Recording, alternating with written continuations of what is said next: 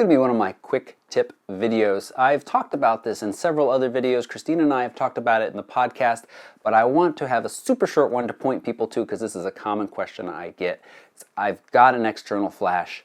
What's the best way to use it? Now, first off, I have a post about the Yongnuo flashes. They are great values, and if you're taking photos inside, it's most of us, and you don't have an external flash, you should seriously consider getting one.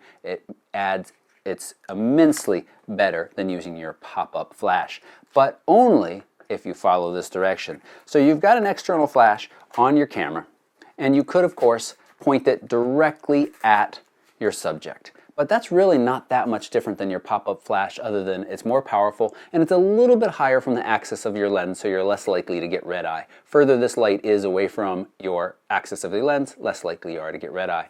But really, your goal when you're using a flash is to make this little light source actually be as big as it can, because then you get this nice directional light that can wrap around your subject. When it's tiny like this, it doesn't do that. So, what you want to do when you're taking pictures inside is backwards and over your shoulder. So I'm shooting like this, and it's pointed backwards and up about, say, 45 degrees, maybe 60.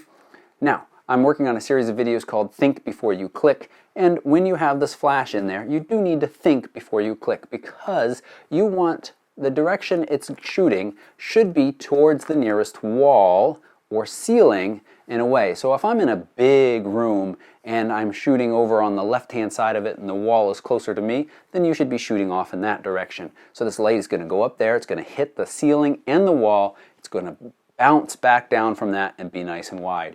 You may have to adjust your flash exposure compensation a little bit to compensate for the lost light from going up there and bouncing off.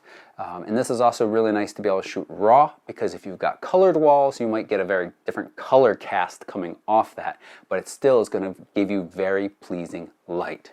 Now, I know some people recommend bouncing it straight up, and I actually did that at the beginning too, and I thought those pictures were fine until you start to look closer. And people like me, with kind of deeper eye sockets, you get a shadowing here which accentuates those features and doesn't get as much light into the eyes as you want. You want the area, you want the face to be nicely lit, and so giving it a little bit of an angle brings it in at a little bit nicer of an angle and really brightens those eyes and softens those kind of features. And that's what you want from people pictures or pet pictures or any pictures of anything inside, unless you're trying to go for some kind of dramatic, hard-angled look. All right, so this was just a quick tip on what to do with your flash. 45 degrees, pointed slightly backwards, over a shoulder, towards the nearest wall, ceiling combination. Thanks for watching, and if you haven't already, please subscribe.